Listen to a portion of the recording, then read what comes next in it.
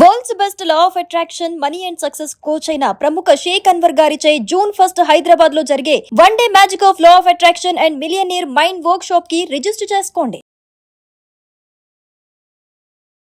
నమస్కారం అలగరి రవీంద్రనాథ్ గారు. నమస్తే అండి సిరి గారు. సార్, రీసెంట్గానే డౌరీకి సంబంధించి చాలా మంది భర్తలు అనవసరంగా ఇలాంటి కేసెస్లో ఇరుక్కుపోయి ఎన్నో రకాల సమస్యలు అయితే ఎదుర్కోవడం జరుగుతుంది. అలా కాకుండా ఎవరైతే నిజంగా ఈ సమస్యతో బాధపడుతున్నారో వాళ్ళకే డౌరీకి సంబంధించి రీసెంట్గానే సుప్రీంకోర్టు ఒక కీలకమైన తీర్పునైతే ఇవ్వడం జరిగింది. సో ఆ కేసు ఏంటి, దానికి సంబంధించిన వివరాలు ఏంటి సార్? మ్యారేజ్ చేసుకున్న భర్తల పాలిట ఒక మిసైల్ క్షిపణి అంటే పవర్ఫుల్ వెపన్ ఏదైనా ఉందంటే 498A అన్నటువంటి ఈ సెక్షను వరకట్న వేధింపుల కోసం 1961 సెక్షన్ 4 ప్రకారం వరకట్న వేధింపులే ప్రధాన అస్త్రంగా అబ్బాయిల పాలిట పెద్ద శాపంగా మారినటువంటి సెక్షన్ ఏదైనా ఉంది అంటే అది మనం 498A అని సెక్షన్ అని చెప్పుకోవచ్చు. అంటే ఎన్ని రకాలుగా దుర్వినియోగం చేస్తున్నారంటే పెళ్లి చేసుకున్న పాపానికి ఆ అబ్బాయి యొక్క లైఫ్ని మొత్తం స్పాయిల్ చేయడమే కాకుండా కేవలం ఆ అబ్బాయిని అయితే సరే ఆ అబ్బాయి యొక్క తల్లిదండ్రులు, ఆ అబ్బాయి యొక్క బంధువులు, ఇతరత్ర ఎక్కడెక్కడో దూర బంధువులు, దగ్గర బంధువులు, ఆఫీసులో పనిచేస్తున్నటువంటి వ్యక్తులు, అతని దగ్గర పనిచేసేటువంటి ఎంప్లాయీస్, వీళ్ళందరిపైన కూడా ఈ 498 అనే సెక్షన్ తోటి అమ్మాయిలు అబ్బాయిల యొక్క జీవితాన్ని పూర్తిగా ఆడుకుంటున్నారు జీవితాలతోటి. ఇటీవల కాలంలో చాలా సందర్భాల్లో గడిచిన ఒక 2 దశాబ్దాలుగా చూస్తే ఈ 498 కేసు అన్నది ముఖ్యంగా పెళ్లి చేసుకోవాలనుకుంటేనే భయపడే స్థితికి తీసుకొచ్చేసింది ఈ సెక్షన్. దీని మీద సుప్రీంకోర్టు అనేక రకాల తీర్పులు ఇవ్వడం కూడా జరిగింది. ముందుగా ఈ 498 కేసు గురించి కొద్దిగా కొంత వివరం చెప్పి రీసెంట్గా సుప్రీంకోర్టు ఈ ఒక కేసుకు సంబంధించి ఒక కీలకమైన వ్యాఖ్యలు చేశారు. ఆ వ్యాఖ్యలు కూడా మనం చర్చించుకుందాం. ముఖ్యంగా ఈ 498 కేసు అనేది 1983లో ఇది అమెండ్మెంట్ చేశారు. అంటే మన కాన్స్టిట్యూషన్లో ఈ ఐపీసీ సెక్షన్ 498 అనేది ఇంక్లూడ్ చేయడం జరిగింది. అది మనకి సెక్షన్లో 20th చాప్టర్లో వస్తుంది. ఈ యొక్క దీనికి సంబంధించి అందులో సెక్షన్ సబ్ క్లాజ్ ఏలో వస్తుంది అనమాట. 20th చాప్టర్ సబ్ క్లాజ్ ఏలో వస్తుంది ఈ 498 అన్నది. అంటే ఇది ఎందుకు పెట్టారంటే కేవలం అమ్మాయిల మీద చేస్తున్న వరకట్న వేధింపుల కోసం అని చెప్పి ఈ సెక్షన్ని ఇంట్రడ్యూస్ చేశారు 1983లో. ఎందుకంటే భర్త కానీ అదే భర్త యొక్క తల్లి, తండ్రి, ఆడపడుచులు వీళ్ళ మీద ఈ అమ్మాయిల మీద జరుగుతున్నటువంటి వరకట్న అఘాయిత్యాలకి కాస్త విరుగుడుగా ఈ యొక్క సెక్షన్ ఏర్పాటు చేయడం జరిగింది 498A. ఇక దీన్ని ప్రధాన అస్త్రంగా తీసుకొని ఎన్ని రకాలుగా వాడుకోవాలో అన్ని రకాలుగా వాడుకుంటున్నారు. గడిచిన 2 దశాబ్దాలుగా అనేక వేల కేసులు ముఖ్యంగా పోలీస్ స్టేషన్కి వెళ్ళిన తర్వాత కూడా దీనికి సంబంధించి ఇమీడియట్గా ఎఫ్ఐఆర్ నమోదు చేయడం, ఎఫ్ఐఆర్ నమోదు చేసి వాళ్ళని పిలిపించడం. అయితే ఇది ఫస్ట్లో ఇది నాన్ బెయిలబుల్గా ఉండే, ఫస్ట్లో ఇది బెయిలబుల్గా ఉండేది 3 years మాత్రం, అప్ టు బిలో 3 yearsకి మాత్రమే ఉండేది.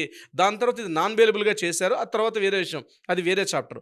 అయితే ఏదేమైనప్పటికీ కూడా ఈ 498 అనేది అబ్బాయిల పాలిట సింహస్వప్నంలో మారిపోయింది. అయితే రీసెంట్గా సుప్రీంకోర్టు కొన్ని తీర్పులు, ప్రత్యేకించి 2 తీర్పులో Arnesh Kumar versus state of Bihar 2014 ఒక కేసుకు సంబంధించి, అదేవిధంగా Sushil Kumar versus state of union అని చెప్పి ఆ కేసుకు సంబంధించి 2 కీలకమైనటువంటి తీర్పులు ఇవ్వడం జరిగింది. Arnesh Kumar versus state of Bihar అనేది ఇప్పటివరకు మనకు అనేక సందర్భాల ఆ జడ్జిమెంట్ కాపీని మనం మాట్లాడుకుంటాం. ముఖ్యంగా పోలీసులు ఎఫ్ఐఆర్ నమోదు చేసేటప్పుడు క్లియర్గా పూర్తిగా విచారించి మాత్రమే తీసుకోమని చెప్పి ఈ కేసుకు సంబంధించి మాట్లాడడం జరిగింది. ఇది చాలా వరకు గైడెన్స్ పాటిస్తున్నారు. అయితే రీసెంట్గా మన తెలంగాణ రాష్ట్రంలో వచ్చినటువంటి Dhara Lakshminarayana versus state of Telangana ఈ కేసుకు సంబంధించి రీసెంట్గా సుప్రీంకోర్టు ఫైనల్ జడ్జిమెంట్ ఇస్తూ కొన్ని కీలకమైనటువంటి తీర్పులు ఇవ్వడం జరిగింది.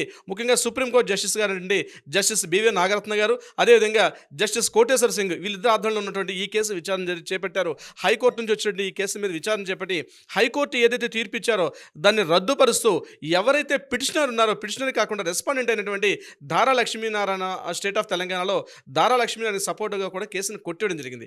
ఈ కేసులో సుప్రీంకోర్టులో జస్టిస్ అయినటువంటి బివి నాగరత్న గారు కొన్ని కీలకమైనటువంటి వ్యాఖ్యలు కూడా చేశారు. ఆ కీలకమైన వ్యాఖ్యలు ఏంటంటే ముఖ్యంగా ఈ కేసు యొక్క పూర్వపరాలు పరిశీలించే ప్రయత్నం చేద్దాం. ముందుగా 2015లో ఈ ధారా లక్ష్మీనారాయణ అతనికి మ్యారేజ్ అయింది. ఇతనికి హైదరాబాద్ వాసతను. ఇతను మ్యారేజ్ చేసుకుని 2015లో మ్యారేజ్ చేసుకున్న తర్వాత 2022లో వీళ్ళ ఆవిడ ఇతని మీద నేరేడ్మెట్ పోలీస్ స్టేషన్లో కేసు కంప్లైంట్ చేయడం జరిగింది. ఆ కేసులో ప్రధానంగా ఏం చేశారంటే డౌరీ ప్రొటెక్షన్ యాక్ట్ 1964 సెక్షన్ 4 ప్రకారం అదేవిధంగా 3 రకాల అభియోగాలు చేశారు. ఒకటి, ఇతను పూర్తిగా 498 వరకట్న వేధింపులు గురి చేస్తున్నాడని చెప్పి ఒకటో పాయింట్. రెండో పాయింట్, తన భర్త అక్రమ సంబంధాన్ని కలిగి ఉన్నాడు అని చెప్తూ రెండో రకమైన ఇన్ఫర్మేషన్ చేశారు. మూడోది ఏంటంటే భర్త తర బంధువులు ఎవరైతే ఉన్నారో తల్లి తండ్రి బంధువులు ఎక్కడెక్కడో ఉన్నటువంటి బంధువులు వాళ్ళందరినీ కూడా దోషులుగా అక్కడ ప్రకటిస్తూ ఎఫ్ఐఆర్ నమోదు చేశారు 2022లో. ఎఫ్ఐఆర్ నంబర్ 82/2022 అని నేరేడుమెట్టు పోలీస్ స్టేషన్లో ఈ కేసు నమోదు అవడం జరిగింది. దీని మీద ఇమీడియట్గా ఎఫ్ఐఆర్ నమోదు చేశారు, పోలీసులు ఎంక్వైరీ చేశారు, ఇతను కూడా అరెస్ట్ చేయడం జరిగింది. అరెస్ట్ చేసిన తర్వాత ఇతను క్వాష్ పిటిషన్ అని చెప్పి ఇతను హైకోర్టును ఆశ్రయించాడు. హైకోర్టును ఆశ్రయించినప్పుడు హైకోర్టు దీని అంతటినీ పూర్వపరాలు పరిశీలించిన తర్వాత హైకోర్టు ఎవరైతే ఈ కేసుకు సంబంధించి అమ్మాయి ఉన్నారో అంటే ఎవరైతే కేసు పెట్టారో ఆ అమ్మాయికి సపోర్ట్గా హైకోర్టులో అమ్మాయికి సపోర్ట్గా వచ్చింది. ఇమీడియట్గా ఇతను ఏం చేశారంటే సుప్రీంకోర్టును కూడా ఆశ్రయించడం జరిగింది ఈ కేసుకు సంబంధించినటువంటి డీటెయిల్స్లో. అప్పుడు సుప్రీంకోర్టు కీలక ఇప్పుడు నేను చెప్పినట్టు నాగరత్న గారు, బివి నాగరత్న గారు, అదేవిధంగా Koteshwar Singh and chief justice గారు ఇద్దరు కూడా ఆధ్వర్యంలో దీని మీద కొన్ని కీలకమైన తీవ్ర వ్యాఖ్యలు చేశారు. ఆ కీలకమైన వ్యాఖ్యలు ఏవైతే ఉన్నాయో ఇప్పుడు నేను మీతో చెప్పుకుంటాను, చాలా ఇంపార్టెంట్ వ్యాఖ్యలు. వాళ్ళు ముఖ్యంగా చెప్పింది అంటే భర్త వరకట్న వేధింపులు చేస్తున్నాడు అని చెప్పి ఏదైతే అక్కడ ఫిర్యాదుదారులు నమోదు చేశారో అది క్లియర్గా ఇన్ఫర్మేషన్ అంత అథెంటిక్గా లేదు. అంటే కేవలం ఒక ఇన్ఫర్మేషన్ తప్పించి ప్లేస్ కానీ టైం కానీ ఈ యొక్క డీటెయిల్స్ ఎక్కడ కూడా లేదు. చాలా వరకు 498 కేసులు ఇదే జరుగుతుంది. అంటే సింపుల్గా మ్యారేజ్ చేసుకున్న ఒక మాలాంటి అడ్వకేట్ దగ్గరికి వస్తారు. మా అడ్వకేట్ సహోదరులు ఏం చేస్తారంటే ఇమీడియట్గా కేసు వచ్చింది, అమ్మాయి కాస్త ఇబ్బంది పడుతుంది, ఇమీడియట్గా పెట్టేయమ్మా 498 అంటారు. ఇది అడ్వకేట్స్ యొక్క తప్పిదం ఉందని కూడా నేను సాహసిస్తున్నాను చెప్పడానికి. వాస్తవానికి కూడా అదే జరిగింది. సో ఈ కేసులో కూడా వరకట్న వేధింపులు గురి చేస్తున్నారు అని చెప్పి ఏదైతే అమ్మాయి ఫిర్యాదు చేశారో దానికి సంబంధించి పూర్తిగా సుప్రీంకోర్టులో ట్రయల్స్ స్టార్ట్ అయిన తర్వాత ఎప్పుడు జరిగింది, ఏ రకంగా జరిగింది, ఎలా జరిగింది అని చెప్పడంలో ఆవిడ పూర్తిగా విఫలమయ్యారు. అంటే అబ్లిగేషన్ పెట్టడం వేరు, అలిగేషన్ని ప్రూవ్ చేయడం వేరు. ఇక్కడ ఏదైతే అలిగేషన్ పెట్టారో అలిగేషన్ ప్రూవ్ చేయడంలో ఈమె ఎవరైతే భార్య పూర్తిగా విఫలమైంది. ఇది చాలా చోట్ల జరుగుతుంది ఇదే విషయం. చెప్పేస్తారు జస్ట్ ఎఫ్ఐఆర్ చెప్పగానే ఎఫ్ఐఆర్ నమోదు చేస్తారు, ఛార్జ్ షీట్ ఫైల్ చేసేస్తారు, అతను బెయిల్ ఇంకోటి చేస్తారు, ఇమీడియట్గా కోర్టులోకి వచ్చి ట్రయల్స్ అడిగే దగ్గరికి అలా అది వెరీ మోస్ట్ ఇంపార్టెంట్. బట్ అది ట్రయల్స్కి వచ్చేసరికి 2-3 ఏళ్ళు పడుతుంది. కానీ 2-3 సంవత్సరాల పాటు ఇక్కడ భర్త అన్నటువంటి ఎవరైతే ఉంటే అతను పూర్తిగా చాలా ఇబ్బందులు గురవుతున్నాడు. ముఖ్యంగా రకరకాల చోట్ల కేసులు పెడతారు. అమ్మాయి ఒక చోట్ల ఉంటుంది, అబ్బాయి ఒక చోట్ల ఉంటాడు, మ్యారేజ్ ఒక చోట్ల జరిగి ఉంటుంది. ఇప్పుడు కేసు ఏం చేస్తారంటే ఒక్కోసారి అమ్మాయి ప్లేస్లో పెట్టకుండా అమ్మాయి ఉన్న ప్లేస్ ఎక్కడ ఉంటుంది ఆ ప్లేస్లో పెడతారు. కొన్ని చోట్ల అమ్మాయి ఎక్కడైతే వర్కింగ్ చేస్తుందో ఆ వర్కింగ్ చేసే ప్లేస్లో పెడతారు. ఆ వర్కింగ్ ప్లేస్కి అబ్బాయి వేరే ప్లేస్ ఉంటాడు. ఈ రకంగా ఆ అబ్బాయిని పూర్తిగా ఈ కేసుల రూపంలో అంటే పనిష్మెంట్ అనేది ఈ కేసు నిరూపణ జరిగిన తర్వాత వచ్చే పనిష్మెంట్ కన్నా ఒక్కసారి అలిగేషన్ చేసిన తర్వాత ఆ కోర్టులో ట్రయల్స్ అదేవిధంగా ఆర్గ్యుమెంట్స్ వచ్చేసరికి 3-4 సంవత్సరాలు పట్టడం వల్ల ఎంతవరకు మానసిక వేదనకు గురవ్వాలో అంత మానసిక వేదనకు గురైపోతుంటాడు ఇక్కడ సదరు భర్తగా ఉన్నటువంటి ఈ వ్యక్తి. అయితే ఈ కేసుకు సంబంధించి కూడా సుప్రీంకోర్టులో ఏదైతే డిస్కషన్ జరిగాయో అక్కడ పూర్తిగా అమ్మాయి విఫలమైంది. ఇది చాలా ఇంపార్టెంట్.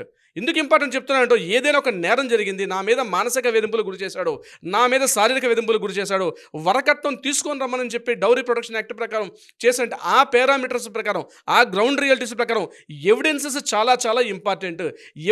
ప్రాపర్ ఎవిడెన్సెస్ లేకుండా దాన్ని ఎఫ్ఐఆర్ నమోదు చేస్తే పోలీసులను కూడా ఒక తప్పుదో పట్టే అవకాశం ఉంటుంది. అందుకనే ఇక్కడ కోర్టులో ఆమె బివి నాగరత్న గారు ఒక మాట మాట్లాడారు. సెక్షన్ 482 ప్రకారం కోర్టులు కూడా పునరాలోచించుకోవాలి ఇటువంటి కేసులు పెట్టేటప్పుడు, ముఖ్యంగా ఇంట్రాగేషన్ చేసేటప్పుడు పోలీసులు 482 సిఆర్పిసి ప్రకారం కూడా 1-2 సార్లు విచారించి మాత్రమే కోర్టుల ముందు తీసుకొచ్చే అవకాశం ఉంటుందని చెప్పి పోలీసులు కూడా శుతిమెత్తగా ఒత్తి చెప్పడం కూడా జరిగింది ఈ కేసుకు సంబంధించి. ఇక రెండవది తన భర్త ఇల్లీగల్ అఫైర్స్ కలిగి ఉన్నాడు అని చెప్పి ఆధారాలు ప్రూవ్ చేయడం అనేది చాలా ఇంపార్టెంట్. లీగల్ గ్రౌండ్ రియాలిటీ వేరు. ఆ గ్రౌండ్ రియాలిటీస్ ప్రకారం భర్త అక్రమ సంబంధాన్ని కలిగి ఉన్నాడని ప్రూవ్ చేయాల్సిన అవసరం ఉంటుంది. అది వేరే ఒక స్పెషల్ చాప్టర్ అవుతుంది. మనం మాట్లాడుకుంటే 2 ఎపిసోడ్ చేయొచ్చు. భర్త అక్రమ సంబంధాన్ని ఎలా కలిగి ఉన్నాడు, ఏ రకంగా కోర్టులో ప్రూవ్ చేయాలి. ఏదో జస్ట్ ఒక ఫొటోస్ వీడియోస్ సరిపోతుంటే అది కాదు. కోర్టుకు కావాల్సిన ఎవిడెన్స్ ఎలా గ్యాదరించాలి, ఏ ఎవిడెన్సెస్ మాత్రమే క్రైటీరియా కోర్టు తీసుకుంటున్నందుకు కూడా ఇంపార్టెంట్. అక్రమ సంబంధాన్ని కలిగి ఉన్నాడని ఒక అలిగేషన్ పెట్టడం వేరు, అలిగేషన్ని ప్రూవ్ చేయడం ఇది మోస్ట్ ఇంపార్టెంట్. ఈ కేసుకు సంబంధించి ఆమె భర్త అక్రమ సంబంధాన్ని కూడా కలిగి ఉన్నాడన్నటువంటి ఏదైతే అలిగేషన్ పెట్టారో అది కూడా పూర్తిగా గ్రౌండ్ రియాలిటీస్ ప్రకారం అంటే కోర్టు యొక్క రూల్స్ అండ్ రెగ్యులేషన్స్ ప్రకారం ప్రూవ్ చేయలేకపోయారు. ఇక మూడోది చాలా ఇంపార్టెంట్ పాయింట్, భర్త తరపు బంధువులు అంటే భర్త తరపు ఎక్కడెక్కడో ఉన్నారు ఆమె యొక్క అంటే భర్త తరపు సిస్టర్స్ కావచ్చు, ఫాదరు మదరు, ఆ సీనియర్ సిటిజన్స్ వాళ్ళు కూడా ఆరోగ్యరీత్యా కూడా మంచి హెల్తీగా లేకపోవడం, ఇంకొకటి వయసురీత్యా కూడా సీనియర్ సిటిజన్స్ అవ్వడం, వాళ్ళు కూడా వాళ్ళతో మాట్లాడినప్పుడు ట్రయల్స్ చేసేటప్పుడు కూడా వాళ్ళంత క్రూయల్టీ అనేది కనిపించలేదు. అట్ ద సేమ్ టైం ఈమె ఏం చేశారు, ఇక్కడ భార్య భర్త తరపు ఉన్న బంధువులందరి మీద పెట్టారు. అంటే ఆడపడుచుల యొక్క అంటే భర్త తరపు సిస్టర్స్, ఆ సిస్టర్స్ యొక్క హస్బెండ్, ఆ హస్బెండ్ తలక బ్రదర్స్, ఇలా పెద్ద చైన్ లింక్ పెట్టుకుంటూ వెళ్ళిపోయారు. దాంట్లో పెట్టేటప్పుడు ఇక్కడ ఇంట్రాగేషన్ ఎంక్వైరీ చేసేటప్పుడు జరిగింది అంటే ఆ భర్త అంటే వీళ్ళ ఫ్యామిలీకి ఇప్పుడు ఎవరైతే ఈ భార్య ఉందో భార్యకి, అదేవిధంగా ఆ బంధువులు ఎవరైతే ఉన్నారో భర్త తరపున బంధువులకి అసలు దగ్గర సత్సంబంధాలు కూడా లేకపోవడం, చాలా డిస్టెన్స్లో ఉండడం, ఏదైతే వరకట్న వేధింపులు చేశారని చెప్పడానికి సరైనటువంటి ఆధారాలు ఆ తరపు బంధువులు చేశారనే ఆధారాలు కూడా చూపించకపోవడం. అంటే పెళ్లి చేసుకొని ఏదో కాస్త తలంబరాలు వేసి పెళ్లి చేసిన తందుకే పెద్దలు ఆ కార్యక్రమాన్ని పార్టిసిపేట్ చేయడం కూడా తప్పు అన్న పరిస్థితి వచ్చింది ఈరోజు. అంటే పెళ్ళిళ్ళంటే ఇరువర్గీల యొక్క బంధువులు వస్తారు, ఆ తలంబరాలు వేస్తారు, అక్షతలు వేస్తారు, ఆశీర్వదిస్తారు. ఈరోజు ఆశీర్వచనం చేయడం కూడా ఒక పెద్ద మహాపాపం అయినట్టుగా పరిగణిస్తున్నారు ఈరోజు 498. ఆ ఫొటోస్ తీసుకుంటారు, ఇగో పలానా వ్యక్తులు అందరూ కూడా ఉన్నారు కాబట్టి అసలు వాళ్ళు నెక్స్ట్ మ్యారేజ్ అయిన తర్వాత వీళ్ళతో కలిసి ఉంటారా, అసలు ఈ ఫ్యామిలీకి ఏదైతే పెళ్లి చేసుకుంటే నూతన వధువుల కుటుంబం కొత్తగా సంసారం స్టార్ట్ చేసినట్టు ఈ అబ్బాయి అమ్మాయి వాళ్ళ రిలేషన్స్ ఉన్నాయో లేదో ఇంపార్టెంట్. వాళ్ళు ఎక్కడెక్కడ ఉంటే వాళ్ళ మీద కూడా కేసులు వేసేసి వాళ్ళ మీద కూడా 498 అలిగేషన్స్ పెట్టి ఈ కేసులో ఇరికించి వాళ్ళు అన్ని రకాలుగా, అంటే ఆ రిలేషన్స్ మొత్తం అమ్మాయి వచ్చిన తర్వాత 2 కుటుంబాలు కలపాల్సినటువంటి భార్య 2 కుటుంబాలను విడగొట్టడం కాకుండా ముక్కలుగా కుటుంబాన్ని నిర్వీర్యం చేసేసి ఆ కుటుంబాల మీద అసలు ఎందుకు బతుకున్నా, ఎందుకు పుట్టామారా భగవంతుడా అన్నటువంటి స్థాయికి తీసుకెళ్తున్నారు ఈరోజు అమ్మాయిలు. ఈ కేసుకు సంబంధించి బివి నాగరత్న గారు చెప్పిన స్పష్టంగా ఇచ్చిన తీర్పు కూడా ఏంటంటే, ఇన్ని రకాలుగా చదువుతున్న 498 చాలా దుర్వినియోగం అవుతుంది. ఇదే విషయం 2014లో Anish Kumar versus state of బిహార్లో చెప్పడం జరిగింది. Sushil Kumar versus state of యూనియన్లో కూడా ఇదే విషయం చెప్పడం జరిగింది.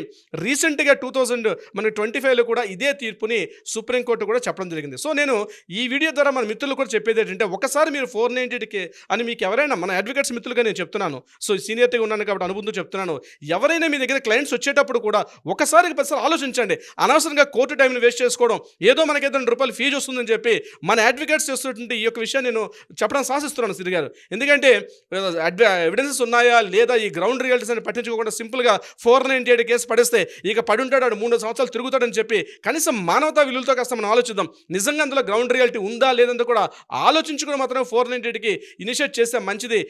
మన మిత్రులు కూడా, అడ్వకేట్ మిత్రులు కూడా మా వల్ల సో దీన్ని కాస్త మానవతావాదం అర్థం చేసుకుంటానని అయితే నేను భావిస్తున్నాను సిరి గారు.